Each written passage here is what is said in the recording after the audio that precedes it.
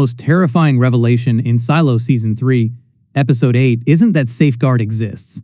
We already knew that. It's not even that Safeguard can kill an entire silo. The terrifying part is that we may have been looking at the system completely wrong.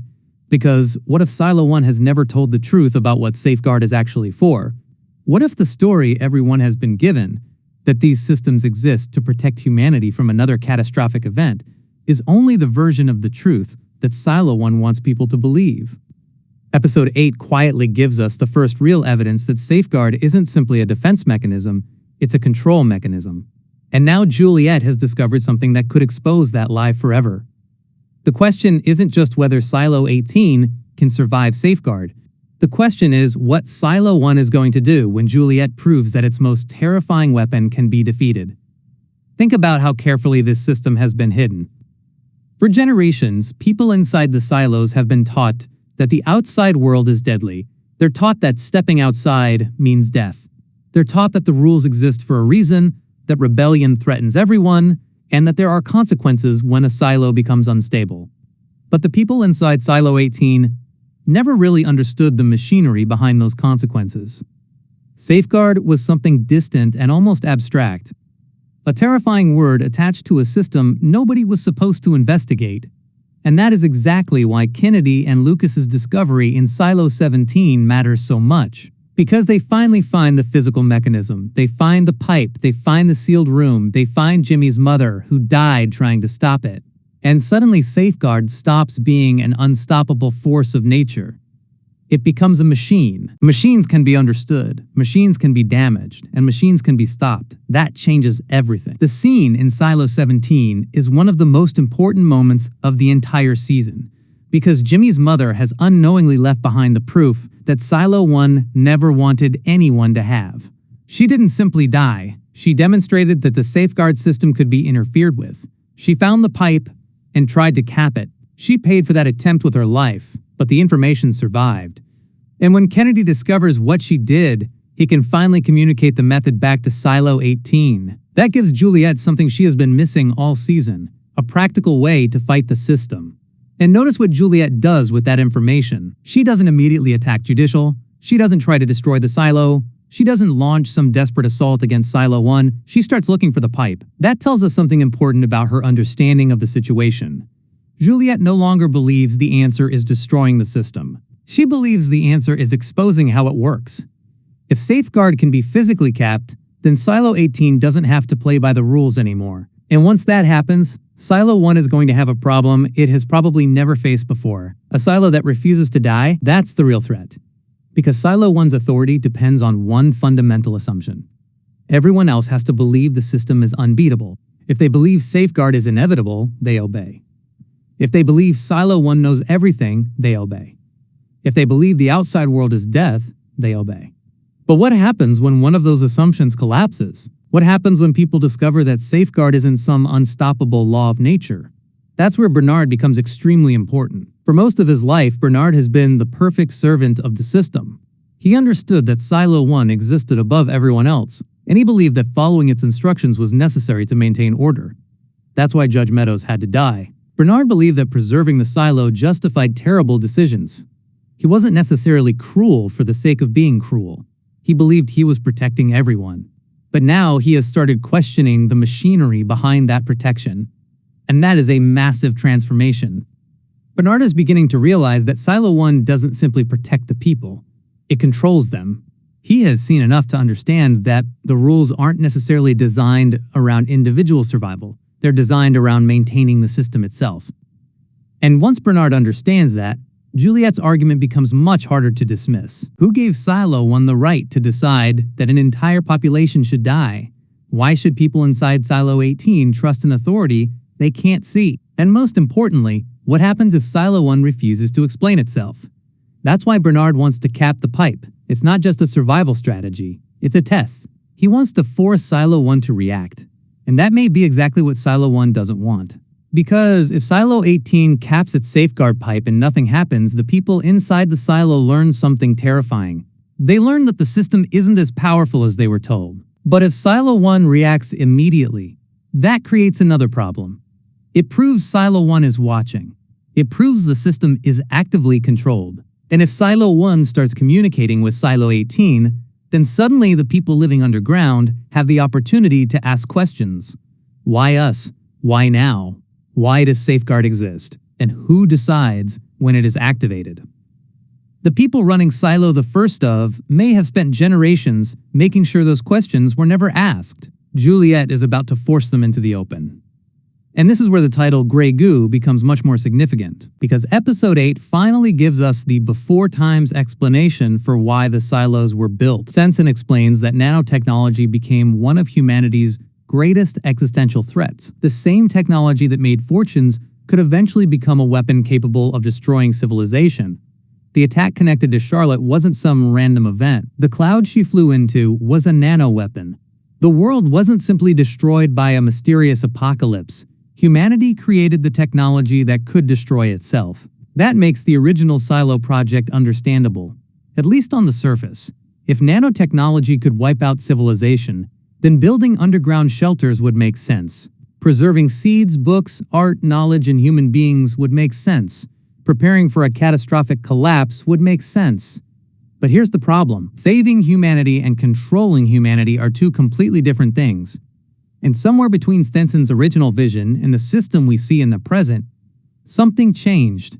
Because if the silos were only designed to protect people from the outside world, why would they need Safeguard? Why build a system that can deliberately poison an entire population?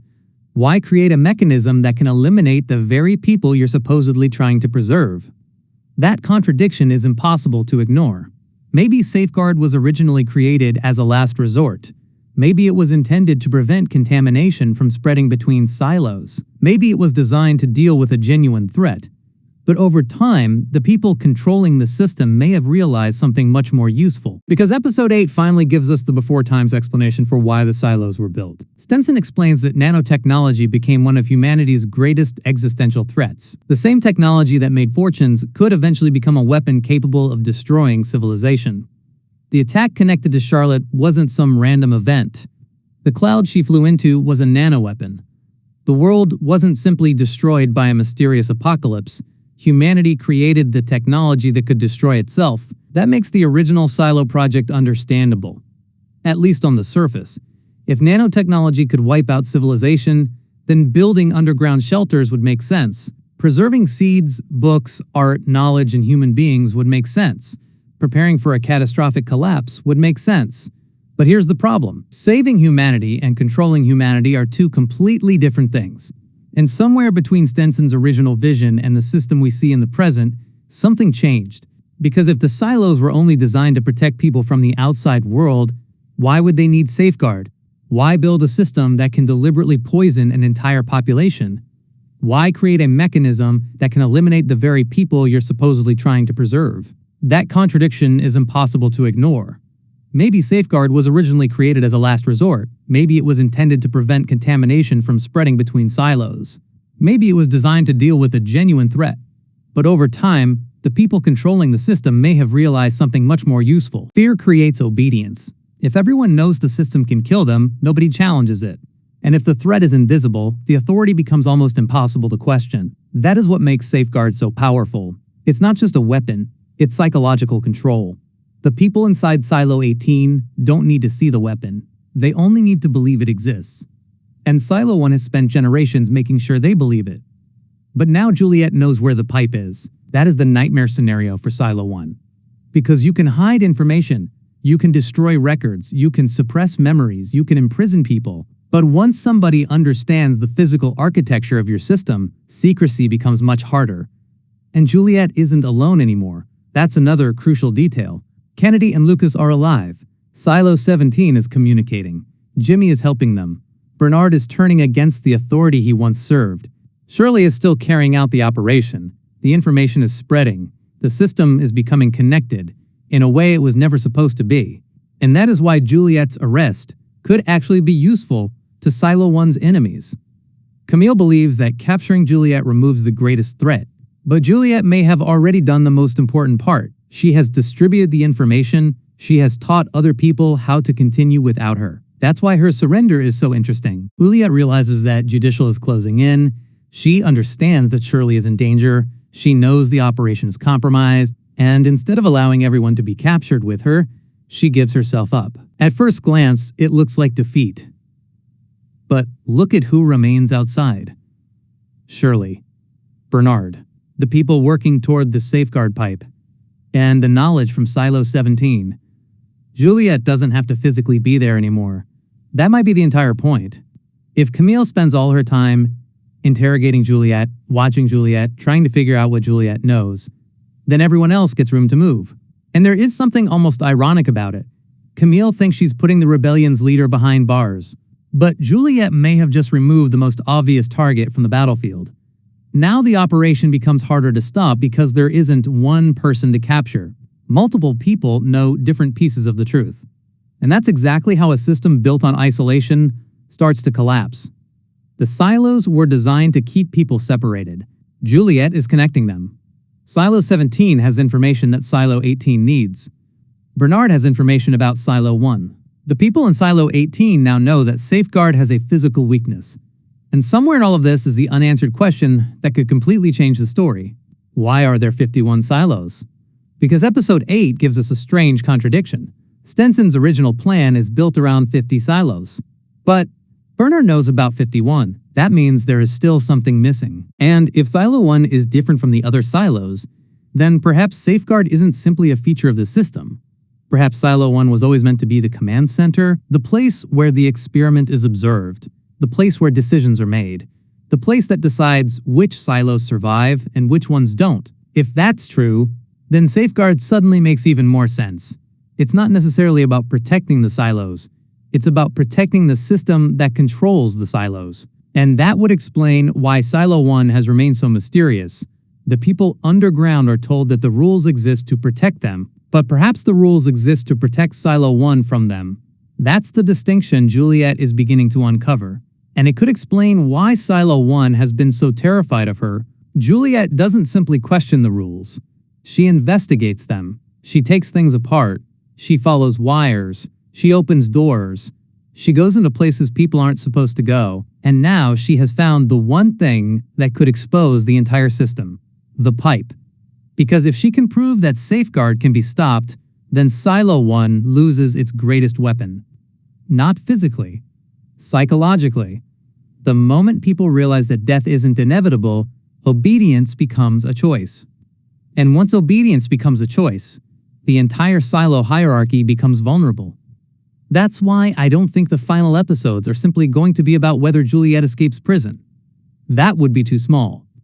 The bigger story is whether Silo 18 can break the mechanism that has controlled its population for generations. And if they succeed, Silo 1 will have to make a decision. It can reveal itself, it can attack, it can attempt to activate Safeguard anyway, or it can finally tell the truth. And every one of those choices is dangerous, because if Silo 1 reveals itself, the illusion of separation is over. If it attacks, Silo 18 gets proof that Bernard was right. And if it tells the truth, it risks exposing everything.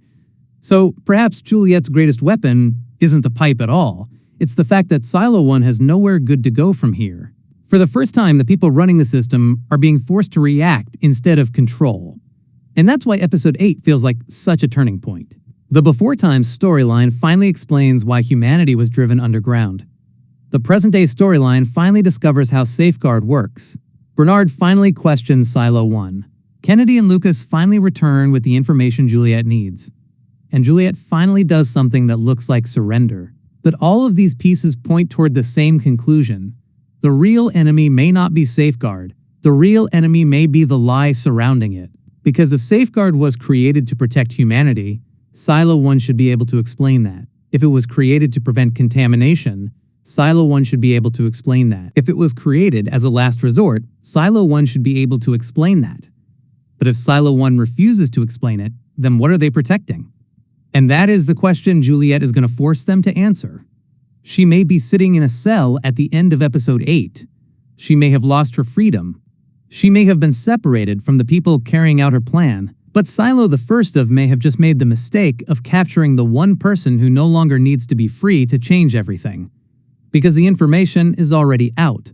The pipe has been found. The method has been discovered. Bernard is questioning the system. And somewhere outside that cell, people are preparing to test whether Silo 1's greatest weapon actually works the way they've been told. If they cap that pipe and survive, everything changes. Because the moment Silo 18 survives Safeguard, it won't just be one silo breaking the rules. It will be proof that the rules were never as absolute as everyone believed. And once that happens, Silo 1 won't just have to deal with Juliet Nichols. It will have to deal with everyone who finally realizes the same thing she did. The system can be broken,